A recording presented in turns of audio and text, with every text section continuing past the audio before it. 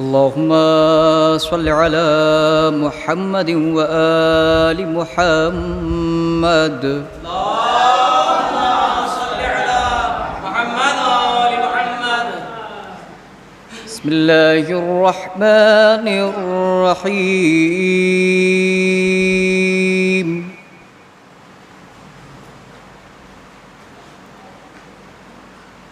والتين والزيتون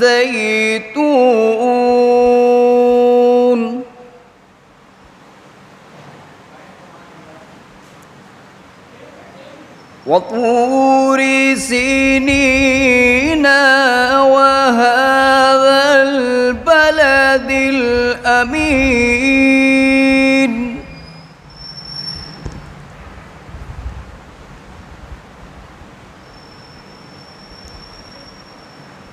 لقد خلقنا الإنسان في أحسن تقويم.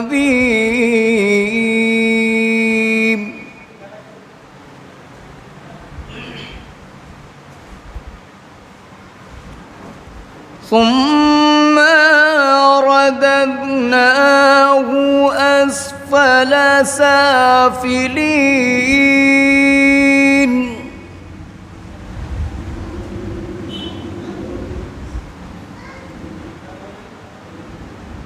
إلا الذين آمنوا وعملوا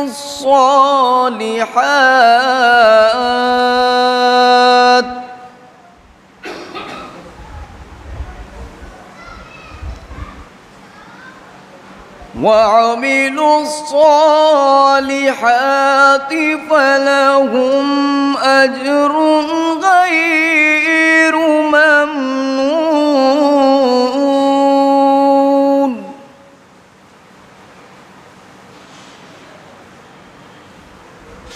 فما يكذبك بعد بالدين. أليس الله بأحكم الحاكمين. صدق الله العلي العظيم وصدق رسول النبي الكريم. اللهم صل على محمد وآل محمد. دیکھا جب باپ کا لاشا تو سکینہ روئی. صلوات پڑھ دیں.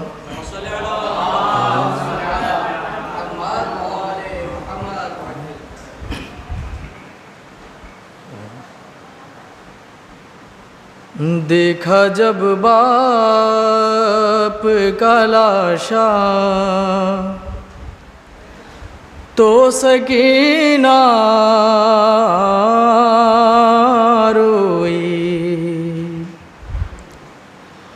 شمر نے مارا جو درا شمر نے مارا جو درا تو سکینہ روئی. دیکھا جب باپ کا لاشا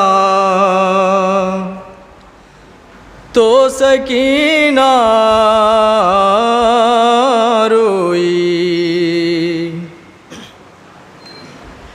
نہ ملا پانی اسے آگ بجھانے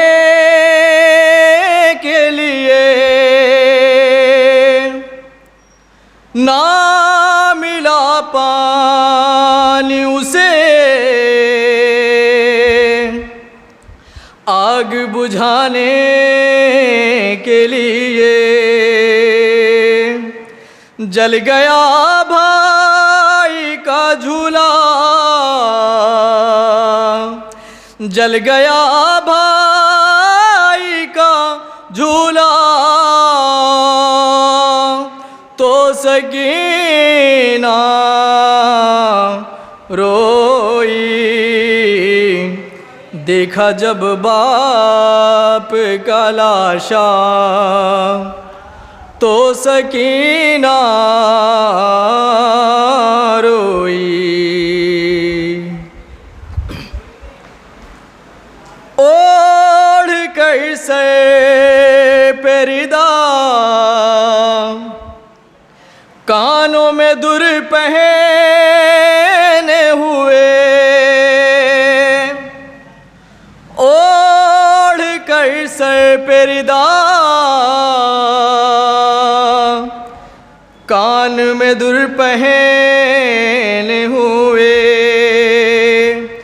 سامنے آئی جو رملہ، سامنے آئی جو رملہ تو سکینہ روئی، دیکھا جب باپ کا لاشا تو سکینہ روئی۔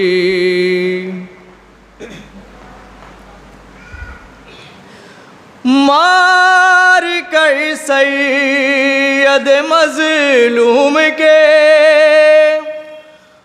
ہونٹوں پہ چھڑی، مار کر سید مظلوم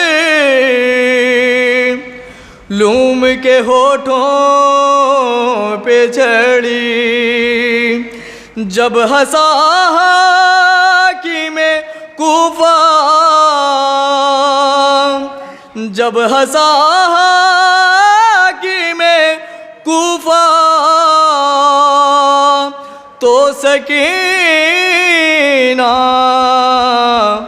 روئی،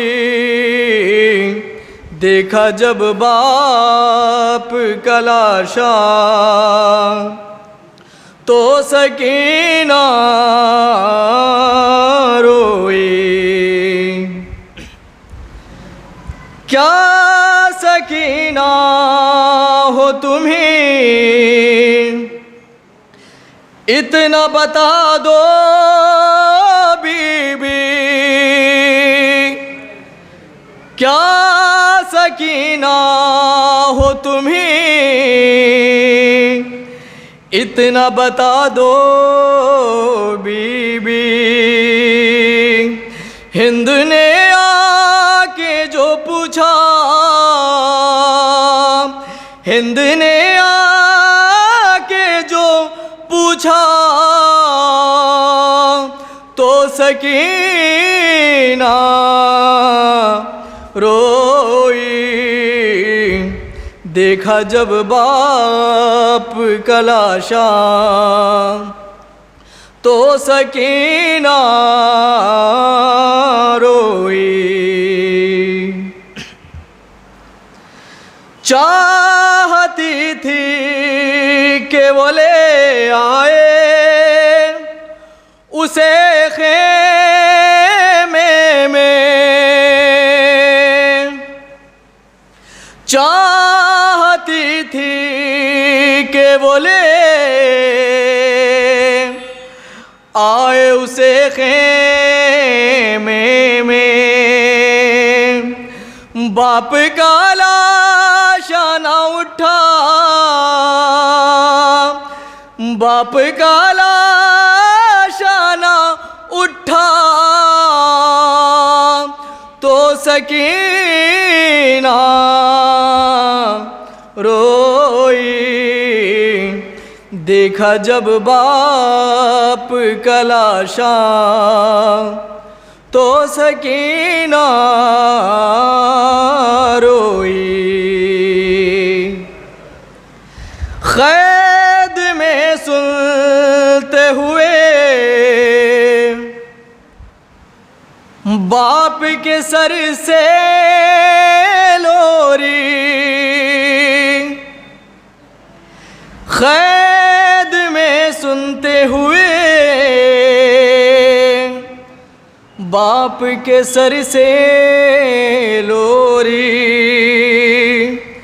زخمی ہونٹوں کو جو دیکھا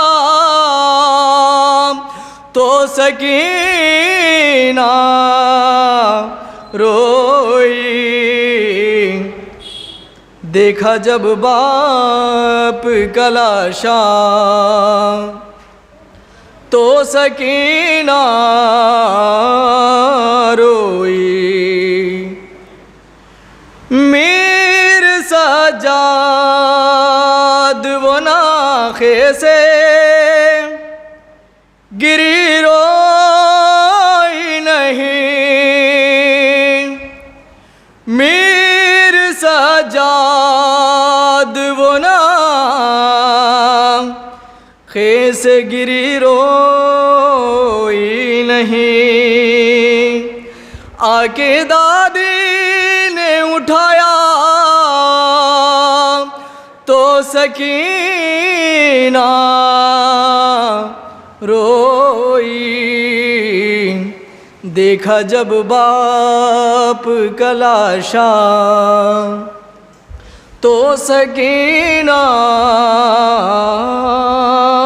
روئی۔ سکینہ بی بی تمہیں یاد کس کی آئی ہے؟ سکینہ بی بی تمہیں یاد کس کی آئی ہے؟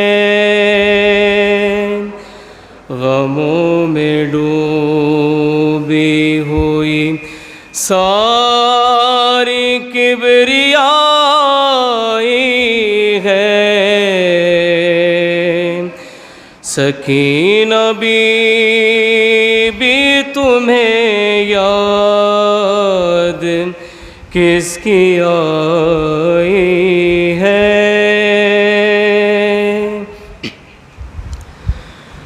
تمہارے منہ پا تماچوں کے ہے نشان کیسے، ذرا سی عمر میں تم پر یہ امتحان کیسے، یہ آگ کرتے میں کس نے ابھی لگائی ہے؟ غموں میں ڈوبی ہوئی ساری کبریائی ہے، سکینہ بی بی تمہیں یاد کس کی آئی ہے؟ تمہارے ہاتھ بھی بستہ، گلا رسن بستہ، اور اس پہ شام کو جاتا ہوا سجا راستہ، ہر ایک شامی کے چہرے پہ بے حیائی ہے، غموں میں ڈوبی ہوئی ساری کبریائی ہے، سکینہ بی بی تمہیں یاد کس کی آئی ہے؟ تمہارے پاس اندھیرا ہے کیوں جالا نہیں، کہ آج سینے پا تم کو سلانے والا نہیں تمہارے پاس اداسی یہ کیسی چھائی ہے، غموں میں ڈوبی ہوئی ساری کبریائی ہے، سکینہ بی بی تمہیں یاد کس کی آئی ہے؟ اعوذ باللہ من الشیطان الرجیم، بسم اللہ الرحمن الرحیم، الحمد للہ رب العالمین، والصلاة والسلام علی اشرف الانبیاء والمرسلین، سیدنا و نبینا و مولانا ابی القاسم محمد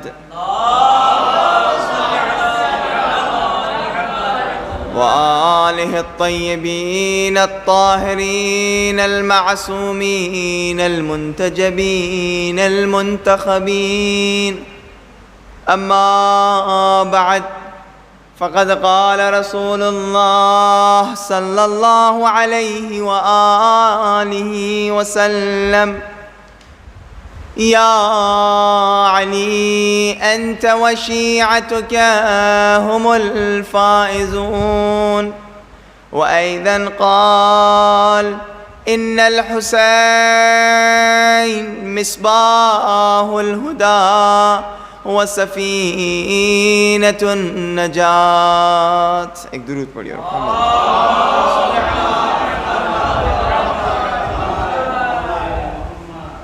پروردگار کا لاکھ لاکھ شکر ہے کہ پروردگار نے ایک بار پھر ہمیں اور آپ کو یہ توفیق عنایت دی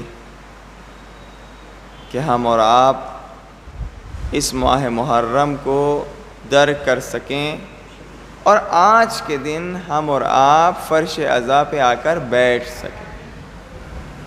میں نے کہا اس سے پہلے بھی اپنی گفتگو میں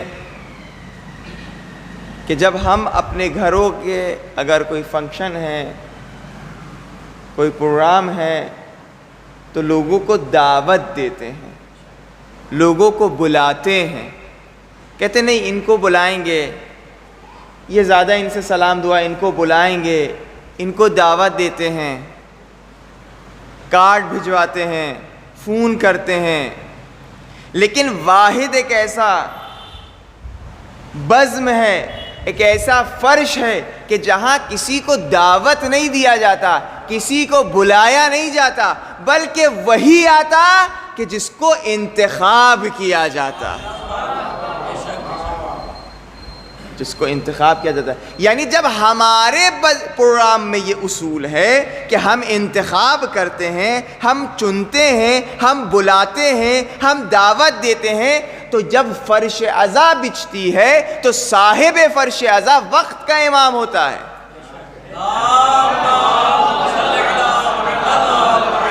تو پھر وہ انتخاب کرتا ہے، اسی لیے دعا کرنا چاہیے۔ علماء کہتے ہیں دعا کرنا چاہیے، پروردگارہ اس ماہ محرم میں ہمارے اس رزق میں اضافہ فرما، کہ ہمارا انتخاب ہو اس اشک کے لیے، اس گریے کے لیے، اس فرش عزا پر بیٹھنے کے لیے۔ روایت میں نے شاید کل آپ کے سامنے پڑھی ہو کہ جب فرش عزا بچھائی جاتی ہے، ذکر حسین ہوتا ہے، اشک بر حسین اور گریہ بر حسین ہوتا ہے، تو کہتے ہیں کہ آسمانوں سے فرشتوں کا نزول ہوتا ہے، اور فرشتوں کا نزول ہونے کے بعد، ملائک کا نزول ہونے کے بعد، وہ بھی شریک ہوتے ہیں اس گریہ میں، وہ بھی گریہ کرتے ہیں۔ بریکٹ میں ان بکیت علی الحسین علیہ السلام حتی تصیر دموعک علی خدیک، اگر تم، ہم اور آپ انسان گریہ کریں گے حسین ابن علی کے ایسا گریہ کہ ان کی اشک جاری ہو جائے ان کے چہرے پر، تو اس کا اثر کیا ہے؟ غفر اللہ لک، اللہ مغفرت کر دیتا ہے ہر اس گناہ کو، چاہے چھوٹا ہو، چاہے بڑا ہو، چاہے کم ہو، چاہے زیادہ ہو۔ یعنی اس کاروان عزا میں شامل ہونے کے بعد ہمیں قرب الہی حاصل ہوتا ہے، ہم کمالات کے درجے ہم حاصل کرتے ہیں۔ اب آپ بتائیے، ہمیں اور آپ کو خدا نے خلق کیا تھا تاکہ کمال کو حاصل کرے، لیکن بتائیے ملائکہ کیوں گریہ کر رہے ہیں؟ ملائکہ تو معصوم خلق ہوئے ہیں، ملائکہ کو تو خلق ہی کیا تھا کہ اللہ کی عبادت کریں، عرش الہی میں ان کا مقام تھا، لیکن ملائکہ کو اس گریے میں کیا مل رہا ہے کہ وہ بھی گریہ کر رہے ہیں؟ اسی لیے کہا جاتا ہے کہ عقل مبہوت ہے، عقل حیران ہے مقام حسین ابن علی کو دیکھ کر۔ اب آپ بتائیے، یہ جو روایت تھی، اس روایت میں چونکہ آپ کو پتا ہے مختلف ملائک ہیں، ان کی مختلف ذمہ داریاں ہیں، لیکن جس طریقے سے روایت کے جملے ہیں اگر میں پیش کروں تو آپ حیرت زدہ ہو جائیں گے۔ کہا ملائک مقرب الہی، ملائک مقرب الہی، کہ جو مقرب بارگاہ رب العزت ہیں، وہ جب بزم عزا، فرش عزا بچھائی جاتی ہے، گریہ بر حسین ہوتا ہے، اشک بر حسین ہوتا ہے، وہ تشریف لاتے ہیں اور گریہ کرتے ہیں، ان کو کیا مل رہا ہے؟ لیکن ایک بات تو ضرور سمجھ میں آ رہی ہے اس روایت سے، کیا کہا؟ ملائک مقرب الہی، ملائک مقرب الہی۔ ایک اور جگہ ان کا تذکرہ ہوتا ہے جب ہم اور آپ قینچی بناتے ہیں، اور قینچی بنانے کے بعد یہ کہتے ہیں اذا اتاک الملکان المقربان، جب دو ملک مقرب آتے ہیں، شاید اس لیے جب فرش عزا بچھایا جاتا ہے تو وہ ملائک مقرب تشریف لاتے ہیں تاکہ ان عزاداروں کو پہچان سکیں۔ اب جب قینچی بنا کے ان کو کہا جاتا ہے اذا اتاک الملکان المقربان، اب یہ ملک مقرب پہچانتے ہیں، ارے یہ تو عزادار حسین ہے، یہ تو عزادار حسین ہیں، یہ تو گریہ کن حسین ہیں، یہ تو خدام حسین میں سے اس نے اپنی زندگی گزاری، تاکہ جب حساب و کتاب کا وقت آئے تو پھر وہ اسی اعتبار سے۔ دوسری روایت سنیں گے آپ؟ چھٹے امام نے فرمایا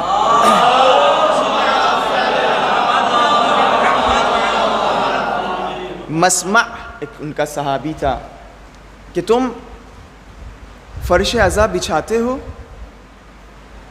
امام حسین ہمارے جد حسین ابن علی پر گریہ کرتے ہو؟ تو مسمع نے کہا جی مولا، میں فرش عزا بچھاتا ہوں اور حسین ابن علی پر گریہ کرتا ہوں، اور ان ایام میں ہمارا چہرہ اور ہمارے چہرے سے لوگ پہچان لیتے ہیں کہ ہم غم میں ہیں، ہم غمزدہ ہیں۔ تب مولا نے فرمایا کہ اے مسمع، یاد رکھنا کہ جو ہمارے جد حسین ابن علی پر گریہ کرے تو جب روح جسم سے نکل رہی ہوگی، جب ملک الموت آئیں گے تو ہمارے اجداد حاضر ہو جائیں گے۔ اللہ اکبر! یہ نہیں کہا کہ جب ملک الموت آئے گا، جب روح جسم سے نکلے گی، یہ نہیں کہا مولا علی تشریف لائیں گے، یہ نہیں کہا مولا حسن تشریف لائیں گے، یہ نہیں کہا مولا حسین تشریف لائیں گے، کہا ہمارے اجداد تشریف لائیں گے، یعنی سب کے سب حاضر ہو جائیں گے۔ اور پھر کہا سب کے سب حاضر ہونے کے بعد ملک الموت سے اس مردے اور اس مومن کی سفارش کریں گے، چونکہ آپ کو پتا ہے کہ جب روح جسم سے نکلتی ہے تو بہت مشکل وقت ہے انسان کے لیے، بہت مشکل وقت، اور یہ وہ وقت ہے کہ جب انسان گمراہ بھی ہو سکتا ہے۔ انسان جو دعا دیتے ہیں بعض لوگ کہ انشاءاللہ عاقبت بخیری تمہارے ساتھ ہو، یعنی کیا؟ یعنی آخری وقت تم با ایمان اس دنیا سے جاؤ، چونکہ جب روح جسم سے نکل رہی ہوتی ہے اتنا سخت مرحلہ ہوتا ہے، اس وقت شیطان یہ کہتا ہے تو تم ہم پر ایمان لیو، تمہیں اس سختی سے نجات دے دیں گے۔ اگر انسان کا ایمان قوی نہ ہو تو اس وقت انسان ایمان لاتا ہے شیطان پر، اور شیطان کی بات پر ایمان لا کر وہ بے ایمان اس دنیا سے جاتا ہے۔ یہ جو یہ کہا جا رہا ہے کہ ملک الموت سے سفارش کی جائے گی، یعنی کیا؟ یعنی اس مومن کی روح جب جسم سے نکلے تو جیسے پھول سے خوشبو نہیں نکل رہی ہوتی ہے، اس ٹائپ سے انسان کو محسوس ہو، تاکہ شیطان کو موقع نہ ملے وسوسہ کرنے کا۔ دوسری بات جو اس روایت نے کہا، ہمارے اجداد اس کو بشارت دیں گے جنت کی۔ انسان ہیں ہم اور آپ ہیں، اس دنیا سے محبت ہے، اپنے بیوی بچوں سے محبت ہے، اپنے اہل خاندان سے محبت ہے، انسان کو تکلیف ہوگی چھوڑ کر جائے، لیکن جب اس کو اس سے اچھی چیز دکھا دی جائے تو کہا بشارت دیں گے ان لوگوں کو جو غم حسین پر گریہ کیا، اشک بہا۔ تو میں اکثر ہر جگہ جہاں مجلس کا موقع مل رہا ہے وہاں یہ کہہ رہا ہوں کہ دعا کریے، علماء دعا کرتے تھے کہ ان کو توفیق ملے کہ اشک بر حسین، گریہ بر حسین، ان کے آنکھوں سے اشک جاری ہو۔ اس اشک کی قیمت آپ کو پتہ ہے؟ امام فرماتے ہیں ایک اشک کی قیمت یہ ہے، ایک اشک، ایک قطرہ آنسو کی قیمت یہ ہے کہ اگر یہ جہنم پہ ڈال دیا جائے تو جہنم کی آگ اپنے تمام اس شعلے کے ساتھ خاموش ہو جائے گی ایک قطرے اشک میں۔ تو یہ ماہ محرم شہر الحسین یہ لکھا گیا ہے تاکہ اس سفر میں اور اس کاروان عزا میں ہم اور آپ شامل ہو جائیں اور بہت جلدی ان مرحلوں کو طے کر لیں کہ جو مرحلے ہم نے پورے سال طے نہیں کیے۔ ایک صلوات بھیجیے محمد والا۔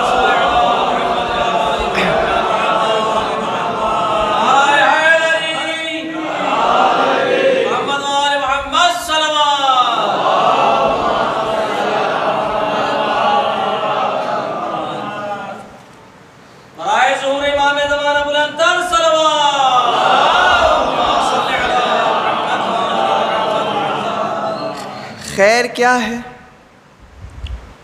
خیر کی تعریف کوئی کرے؟ کہاں مولا علی علیہ السلام نے فرمایا، ایک صلوات بھیجیے، کہ خیر کیا ہے؟ ہمیں خیر کو پہچاننا ہوگا نا، تب جا کے ہم خیر سے قریب ہوں گے۔ جب مولا علی علیہ السلام سے یہ پوچھا کہ خیر کیا ہے تو مولا نے فرمایا خیر یہ نہیں ہے کہ تمہارے پاس مال و دولت ہو، خیر یہ نہیں ہے کہ تمہارے پاس اولاد کثیر ہو، یعنی اس کو انسان خیر نہ سمجھے کہ انسان کے پاس بہت پیسہ ہے، انسان کے پاس بہت مال ہے، انسان کے پاس بہت دولت ہے، یا جو جاہلیت میں ایک دوسرے کو فخر کے طور پر پیش کرتے تھے کہ ارے ہمارے 10 بچے، ہمارے 10 بیٹے، وہ کہتے ہیں ہمارے 10 بیٹے، اور جب فخر کی بات آ جاتی تھی یہ لوگ اتنا گر جاتے تھے قبرستان پہنچ جاتے تھے کہ ہمارے 100 مرے، وہ کہتے تھے ارے ہمارے 101 مرے۔ یہ جو بدو عرب، جاہلیت عرب کہی جاتی ہے وہ اس لیے ہے۔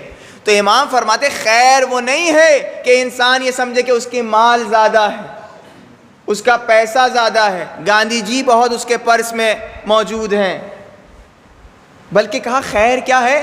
کہا خیر علم ہے، خیر حلم ہے، خیر شکر ہے، خیر توبہ ہے، مغفرت ہے، یعنی کیا؟ یعنی خیر اگر ہے، مولا علی علیہ السلام کے نزدیک علم ہے، حلم و صبر ہے، شکر ہے اور مغفرت ہے۔ اب روایت سنیے، خیر کیا ہے؟ خیر کی ڈیفینیشن سمجھ میں آ گئی جو مولا علی السلام فرما رہے۔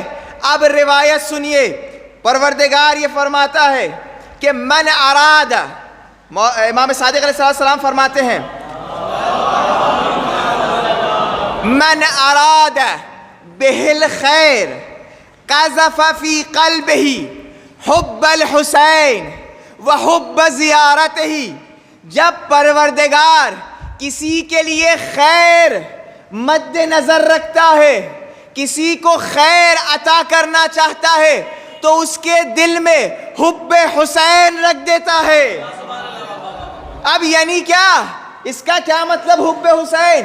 اس خیر کا کیا مطلب؟ یعنی جب پروردگار کسی کو علم دینا چاہتا ہے، کسی کو حلم دینا چاہتا ہے، کسی کو شکر دینا چاہتا ہے، کسی کو مغفرت دینا چاہتا ہے تو اس کے دل میں حب حسین رکھ دیتا ہے۔ اب آپ کہیں گے اس کا کیا مطلب؟ ہم اس دنیا میں جب آئے تھے تو ہمیں کس چیز کی ضرورت تھی؟ ہم آئے تھے کیا 70 سال زندگی کو سنوارنے؟ ہم آئے تھے کیا 60 سال زندگی کو سنوارنے؟ ہم آئے تھے اس کو سجانے کے لیے؟ اپنا بنگلہ بنا لیا، بیوی کو سونے کی چوڑیاں پہنا دی،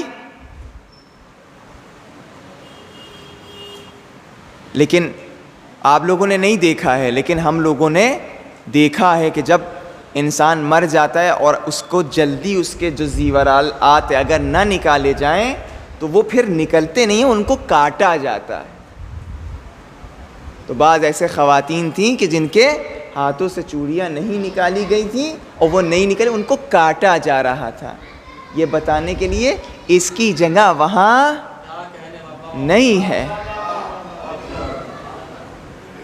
اس کی جگہ وہاں نہیں۔ ہم بہت خوش قسمت ہوئے تو کربلا کا کفن مل گیا، ورنہ یہی امین آباد سے سفید چادر کے ذریعے قمیض اور لنگ بنا دیا جائے گا۔ ہم آئے تھے اس دنیا کو سنوارنے کے لیے نہیں، ہم آئے تھے ہمیشہ ہمیشہ زندگی کو سنوارنے کے لیے۔ اس کو سنوارنے کے لیے کس چیز کی ضرورت ہے؟ علم کی ضرورت ہے، شناخت کی ضرورت ہے۔ اس زندگی کو، جنت کی زندگی کو سنوارنے کے لیے کس چیز کی ضرورت تھی؟ حلم کی ضرورت تھی، صبر کی ضرورت تھی کہ انسان اس دنیا کے مشکلات پر صبر کرے، اس دنیا میں گناہ نہ کرنے پر صبر کرے، اللہ کی اطاعت پر صبر کرے۔ ہم جب اس دنیا میں زندگی بسر کریں گے تو بسر کرنے کے بعد کچھ چیزیں ہمیں حاصل ہوں گی، کچھ نعمتیں ہمیں حاصل ہوں گی، تو اس سمے ہمیں یہ آنا چاہیے کہ ہم شکر الہی کیسے کریں۔ انجانے میں کچھ غلطیاں بھی ہو جائیں گی تو ہمیں یہ آنا چاہیے کہ یہ وہ بارگاہ ہے کہ جب انسان پشیمان اور نادم ہو جاتا ہے تو اسے اپنا لیا جاتا ہے۔ اب اس بات کو آپ اس روایت سے تفسیر کریے، یعنی جب پروردگار کسی عبد کے لیے خیر مد نظر رکھتا ہے، کسی کو خیر عطا کرنا چاہتا ہے، یعنی اس کو علم دیتا ہے، یعنی کون سا علم؟ حب حسین اس کے دل میں رکھتا ہے، دل میں رکھنے کے بعد جب اسے علم دیتا ہے، یعنی کون سا علم؟ یعنی حق و باطل کا شناخت، صحیح اور غلط کا شناخت، یزیدی اور حسین کے راستے کا شناخت۔ اب یہ جب شناخت اسے ملتی ہے، اب اس راستے میں کچھ مشکلات آئیں گی کہ جس مشکلات میں ہمیں صبر کرنا ہے، تو اسی بارگاہ سے ہمیں درس ملے گا کہ مشکلات کیسی بھی ہوں، وَمَا رَأَيْتُ إِلَّا جَمِيلًا۔ اب جب اس بارگاہ میں حب حسین ہمارے دل میں آئے گا، پروردگار رکھے گا، تو علم بھی ہوگی، حق و باطل کا شناخت بھی ہوگا، مشکلات میں صبر بھی سیکھیں گے، نعمتوں کو اپنانے کے بعد وہ نعمت جس کے لیے ہم تک کے پہنچی ہے اس کو اسی راہ میں خرچ کریں گے، اور پھر اسی حب حسین کے ذریعے ہم یہ سمجھیں گے کہ مغفرت کسے کہتے ہیں، معافی کسے کہتے ہیں، توبہ کسے کہتے ہیں، اور ان لوگوں کا اپنانا کسے کہتے ہیں، کہ حر سے بڑھ کر تو کوئی نہیں، کہ جب توبہ کیا تو امام حسین گلے سے لگا رہے ہیں، تو حب حسین۔ اب روایت کے عجیب جملے ہیں، روایت میں عربی میں جو لفظ استعمال کیا گیا ہے وہ غزفہ کا لفظ استعمال کیا ہے۔ ایک مرتبہ عربی میں جب کسی چیز کو رکھا جاتا ہے اس کا لفظ الگ ہوتا ہے، اور غزفہ کے ذریعے جب کسی بات کو پہنچاتے ہیں اس کی میننگ الگ ہوتی ہے۔ کیا مطلب؟ کہا جاتا ہے کہ جب تیر کمان سے چلتا ہے تو غزفہ کے نام سے، کہ تیر کمان سے چلا، اور جہاں پہنچے گا وہاں شدت سے اصابت کرے گا۔ جب گولی سے بندوق نکلتی ہے تو عرب غزفہ کے لفظ سے استعمال کرتی ہے۔ اب آپ بتائیے پروردگار کیا کہنا چاہ رہا ہے؟ پروردگار کیا کہنا چاہ رہا ہے؟ کہا میں نے حب حسین کو نہیں رکھا اس دل میں کہ یہ اگر ذرا سے خواب غفلت میں چلا جائے تو یہ صراط بھول جائے، صراط ہدایت بھول جائے، بلکہ ہم تعبیر جو روایت میں مولا فرماتے ہیں غزفہ، یعنی پروردگار جیسے پتھر پہ لکیر بنا دی جاتی ہے ویسے ہی ہمارے قلوب میں حب حسین کا نقش بنا دیتا ہے،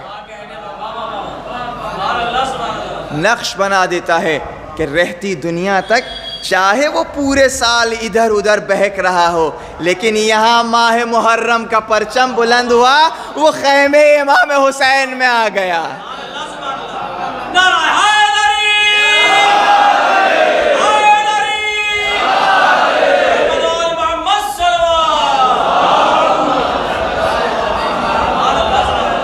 ایسا ہی ہوتا ہے نا، پورے سال دشمن لگا رہتا ہے، پورے سال دشمن لگا رہتا ہے، نئے نئے پروپیگنڈے کر کے جوانوں کو بہکا رہا ہوتا ہے، لیکن یہاں نام حسین، یہاں یاد حسین کا تذکرہ ہوتا ہے، سب پریشان ہو جاتے ہیں، سب غمزدہ ہو جاتے ہیں۔ ارے ہم بھی خادم بن سکتے ہیں اس بارگاہ کی، ہم کو بھی، میرا بھی دل چاہتا ہے کہ ہم بھی فرش عزا بچھائیں۔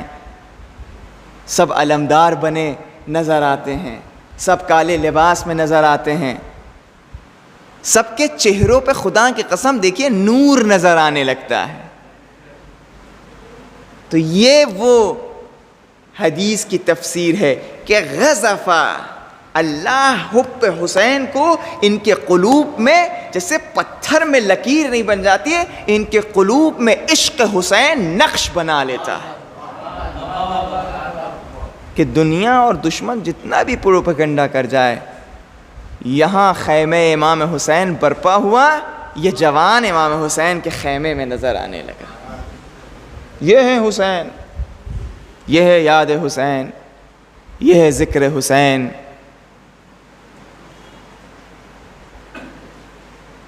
میں نے شاید کل یہ بات پیش کری تھی کہ ایک جوان، ابھی البتہ کچھ دیر پہلے جو مجلس پڑھی تھی وہاں ذکر کیا تھا، ایک جوان تھا، بھئی نہیں آتا تھا، جیسے ایران میں ایک شاعر تھا مداح سید جواز ذاکر، بہت مشہور مداح ہے، وہ یہ کہتا تھا کہ تھا منہ میں مردوں میں دنیا، اب وہ اپنی لہن میں، تھا منہ میں مردوں میں دنیا مورو می خونان دیونے، پورے دنیا کے لوگ ہمیں دیوانہ سمجھتے ہیں، اور ما دیونے ہستیم بخیال این زمونے، ہاں ہاں ہم دیوانے ہیں، تمہیں عشق پتہ نہیں ہے کیا ہے، آؤ تو اس بارگاہ میں تمہیں پتہ چلے گا عشق کسے بولتے ہیں۔ پھر یہ شاعر کہتا ہے کہ ز شہر عقل و عاقلاں، یہ عقل و عاقلوں کی جو سرزمین ہے، وہاں سے ہمیں نکال دیا گیا اور کہا کہ یہ تو مجنون ہے، یہ تو دیوانے ہیں، اور یہاں آنے کے بعد پتہ چلا عقل کسے کہتے ہیں، کہ جس سے عشق کرتے ہیں یہ وہ عشق ہے کہ جو اس دنیا کو بھی ہمارے سنوارتا ہے اور آخرت کو بھی سنوارتا ہے۔ تو ایک جوان تھا، نہیں آتا تھا، ارے کون جائے گا، جیسے بعض لوگ آپ نے دیکھا ہے مجلس میں بھی آتے ہیں تو بڑا لگتا ہے کہ وہ منت رکھ دی ہے اہل بیت پر، دور پہ کھڑے ہو جائیں گے ایسے ہاتھ پکڑ کے، جی ان سے کہیں گے ارے فرش عزا بچھیے، تشریف لائیے، ارے کون جوتا ہوتا، ارے کون بیٹھے، وہ یہ نہیں کہہ رہے کون جوتا، ان کو بلایا ہی نہیں گیا ہے۔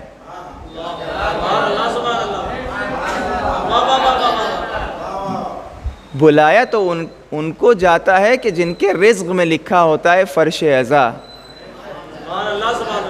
اب وہ بھی تھا بھائی، وہ بھی یہ کہہ رہا تھا ارے کون جائے دسترخوان پہ، لیکن بھائی دوست نے کہا ارے آج چلتے ہیں، قیمہ امام حسین، امام حسین کا فارسی میں کہتے ہیں قیمہ امام حسین، بہت مشہور ہے، ہم لوگ بھی بچپنے میں ایران میں قیمہ امام حسین، کہا آج چلتے ہیں امام حسین کے دسترخوان پر، امام حسین کے نام کا جو دسترخوان بچتا ہے وہ کھاتے ہیں۔ اس نے کہا چلو چلتے ہیں۔ اب جب وہ یہاں آیا، وہ کھانے کے بعد اس نے کہا قیمہ امام حسین چه مزے ہی داشت، امام حسین کے نام پر جو دسترخوان بچھا تھا، جو کھانا تقسیم ہو رہا تھا، اس میں کیا مزہ تھا۔ اب آپ اس مزے کو سمجھ رہے ہیں، مسور کے دال چاول مستقل گھروں میں بنتے ہیں، لیکن جو نام حسین پہ روز عاشور کھلایا جاتا ہے اس کا مزہ ہی کچھ اور ہوتا ہے۔ یہ ہے حسین۔ اب وہ یہاں آیا، آنے کے بعد کہنے لگا کہ جب امام حسین کے نام پر جو دسترخوان بچھایا جا رہا ہے اس میں اتنا مزہ ہے، اگر دسترخوان بچھایا جائے تو اس میں کتنا مزہ ہوگا۔ وہ اگلے دن پہنچ گیا ہے، مولانا صاحب آج میری طرف سے دسترخوان آپ بچھا دیے گا۔ اب اس نے دسترخوان بچھایا۔ اب دیکھیے خاصہ ہے امام حسین کے دسترخوان کا کہ جہاں سب کو پوچھا جاتا ارے آپ ارے تشریف لائیے، ارے بسم اللہ، اتنا احترام جو دیا جا رہا ہے یہ امام حسین کے دسترخوان کی برکت ہے، چونکہ جو بچھا رہا ہے وہ آپ کو عزادار حسین سمجھ کے آپ کو یہ احترام دے رہا ہے، ورنہ اس کے علاوہ اپنے پروگراموں میں بلاتا ہے، لگا دیتا ہے، جو دل چاہے کھاؤ، نہ کھائے تو نکل لو۔ سبحان اللہ سبحان اللہ۔ یہ احترام جو مل رہا ہے یہ عزادار حسین ہونے کا ہے، جو مل رہا ہے۔ اب جب اس نے دسترخوان بچھایا تو بچھانے کے بعد اس نے یہ کہا جب دسترخوان بچھانے میں یہ مزہ ہے تو امام حسین پر سینہ زنی میں کتنا مزہ ہوگا۔ اب آپ گھر میں بیٹھ جائیے، ایسے ہی سینہ اپنا ٹھوکیے، ماریے، لیکن اسی کو یاد حسین سے یا حسین یا حسین، اور اس کا مزہ اور اس کی جو لطافت ہے وہ کب محسوس کرتا ہے انسان؟ جب اس کا چھوٹا بچہ کہتا ہے یا حسین یا حسین یا حسین یا حسین۔ باپ کے دیکھیے چہرے، ارے بچہ یا حسین کہیے، باپ کے چہرے کی رنگت بدل جاتی ہے جو اس کو یہ مزہ محسوس ہو رہا ہے۔ اب جب وہ یہ کہا اس نے کہ جب آ نہیں رہا تھا، کھڑا ہوا تھا کنارے، آیا تھا کھانا کھانے امام حسین کے دسترخوان پر بیٹھنے، سینہ زن بن گیا۔ اب جب سینہ زن بن گیا اس نے سینہ زنی شروع کر دیا۔ اس نے یہ کہا کہ جب سینہ زنی میں یہ مزہ ہے تو ذکر حسین کرنے میں کیا مزہ ہو۔ اب یہ حسین ہے، اسی لیے ان کو کہا جا رہا ہے ان الحسین مصباح الہدی و سفینۃ النجات۔ نعرہ حیدری، محمد آل محمد صلوات۔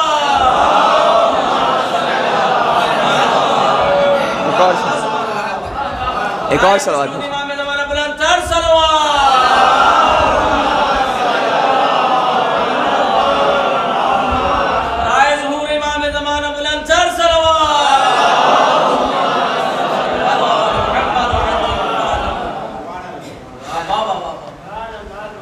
یہ ہے یاد حسین، یہ ہے ذکر حسین۔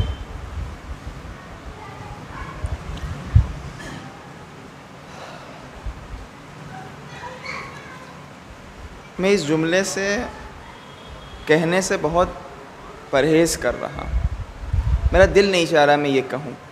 آج کون سی شب لگ گئی؟ تیسری شب لگ گئی۔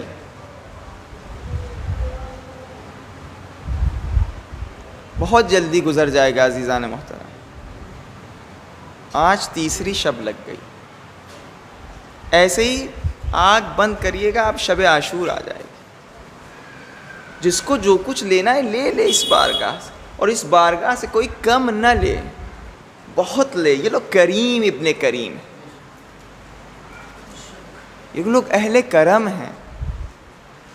اس بارگاہ سے بھائی بہت سارے ایسے لوگ تھے، محرم سے ایک دن پہلے ان کا انتقال ہو گیا۔ بہت سارے ایسے لوگ تھے جن کے دلوں میں یہ خواہش تھی کہ وہ اس محرم پہ پہنچ جائیں، لیکن وہ پہنچ نہ پائے۔ اگلے سال کسی کا پتہ ہے کہ کون باقی رہے کون نہ رہے؟ کون اس ماہ محرم کو در کر سکے کون در نہ کر سکے؟ جوان، آپ دیکھ رہے ہیں کہ اس پینڈیمک میں جوان اس دنیا سے چلے گئے۔ بہت سارے ایسے لوگ، میں کل ایک جگہ تھا، وہ یہ کہنے لگے ارے ان کا ایگزام چل رہے ہیں اور وہ پڑھائی میں مصروف ہیں۔ ایک سے پوچھا وہ کیوں نہیں آ رہے؟ کہا ارے وہ تو بزنس میں اپنے مشغول ہیں، سب ختم ہو جائے گا۔ آپ کا ایگزام ہے، آپ پڑھیے، اچھی بات ہے، آپ ان ایام میں 1 گھنٹہ کم سو لیے، آدھا گھنٹہ کم سو لیے۔ بہت سارے ایسے لوگ ہیں کہ پورے ماہ محرم میں ان کو توفیق نہیں ملتی ایک پوری مجلس کر سکیں، ایک زیارت عاشورہ پڑھ سکیں، تو پھر کس بات کے ہم، کس بات کے؟ ارے اہل بیت کی طرف سے اتنا کرم کہ موت کے وقت اہل بیت تشریف لا رہے ہیں، سفارش کر رہے ہیں، ارے یہ میرا بندہ ہے۔ اب ان کی ایام عزا میں کہ جہاں وقت کے امام کہہ رہا ہے میں خون، آنسو کے بدلے خون گریا کرتا، ان ایام میں ہم امام حسین کے نام پہ اپنے آپ کو صرف نہ کر سکیں، وقف نہ کر سکیں، تو پھر اس جسم خاکی کی کوئی حیثیت نہیں ہے کہ اگر ہم نے اپنے آپ کو عشق حسین میں مبتلا نہ کیا۔ آج 2 محرم ہے عزیزان، آج یہ کاروان کرب و بلا پہنچا۔ جب یہ کاروان چلا مدینے سے تو بہت ساری ایسی منزلیں آئیں کہ جہاں یہ کاروان رکا، یہ کاروان کوفے کی طرف چل رہا تھا، لیکن کوفے جانے نہ دیا، اس کاروان کو ایک ایسی سرزمین کی طرف ہدایت دی کہ جس کا پتہ نہیں، جس کا کسی کو علم نہیں سوائے حسین کے۔ ایک ایسا مقام آیا کہ جہاں حسین آگے بڑھنا چاہتے ہیں لیکن ذوالجناح آگے نہیں بڑھتا۔ ارے یہ اسب با وفا آگے کیوں نہیں بڑھ رہے؟ ایک اور ایسا مقام کرب و بلا میں آیا کہ جہاں ذوالجناح آگے نہیں بڑھتا۔ یہ وہی اسب با وفا ہے کہ جس نے اپنے آپ کو حسین کی شہادت کے بعد شط فرات میں قربان کر دیا۔ ارے کیوں ذوالجناح آگے نہیں بڑھ رہے؟ شاید امام حسین نے اپنے قدموں کی طرف دیکھا تو سکینہ لپٹی ہوئی ہے۔ یہ ایک ایسا مقام تھا کہ جہاں ذوالجناح آگے نہیں بڑھ رہا، امام حسین نے اپنے رہوار کو چینج کیا، 7 رہوار چینج کیے، پھر کوئی رہوار آگے نہ بڑھا۔ امام حسین اترتے ہیں، پوچھتے ہیں اس سرزمین کا نام کیا ہے؟ کسی نے کہا ناصریہ، کسی نے کہا غازریہ، کسی نے کہا نینوا۔ امام نے کہا کیا کوئی اور نام ہے؟ ایک بوڑھا شخص آگے بڑھا، اس نے کہا اس کو کرب و بلا کہتے ہیں، بس یہ نام سننا تھا۔ حسین نے کہا اعوذ باللہ من الکرب والبلا۔ امام حسین نے جماعت فالو، امام حسین نے اہل خاندان کو جمع کیا، بچیوں کو جمع کیا، جمع کرنے کے بعد وہ بکا ساعتن، امام حسین گریا کرنے لگے۔ شاید جب ننھی سکینہ کے چہرے پر نظر آئی ہوگی تو کہا ہوگا یہ وہی چہرہ ہے کہ جو میری شہادت کے بعد اس چہرے پر تماچے لگے ہوئیں گے۔ جب اہل خاندان کو دیکھا ہوگا، مخدرات عصمت و طہارت دیکھا ہوگا تو دیکھا ہوگا ارے آپ کے سروں سے چادریں چھینی جائیں گی۔ ہائے ہائے، امام حسین نے اس وقت کسی کو یاد نہ کیا، ہمیں اور آپ کو یاد کیا۔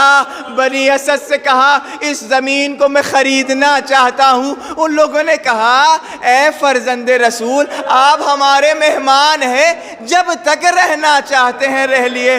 کہا نہیں، میرے شہادت کے بعد میرے چاہنے والے آئیں گے، ان کو 3 دن تک کے مہمان رکھنا اور یہ کہنا تمہارے مولا نے یہ زمین تمہارے نام کیا ہے۔ ہائے، ایک اور وصیت کی، کہا جب ہم کو شہید کیا جائے گا، جب لشکر یزیدی نے اپنے نجس مردوں کو سمیٹ کر لے گئے ہوں گے تو ہمارے جنازوں کو بھی دفن کر دینا۔ ہائے، ان لوگوں نے وعدہ کیا۔ امام حسین نے کہا نہیں، اہل خاندان اور تمام خواتین کو بلاؤ، بچتے فرات پانی لینے جانا تو ایک مٹھی خاک ہمارے جنازوں پر ڈال دینا۔ ہائے، حسین کی یہ وصیت تھی۔ مولا سجاد، کیا شہادت کے بعد آپ اس وصیت پر عمل نہ کر سکے تو مولا سجاد کہیں گے میں کیا کروں، میرے گردن میں توق، میرے پیروں میں زنجیر اور میرے ہاتھ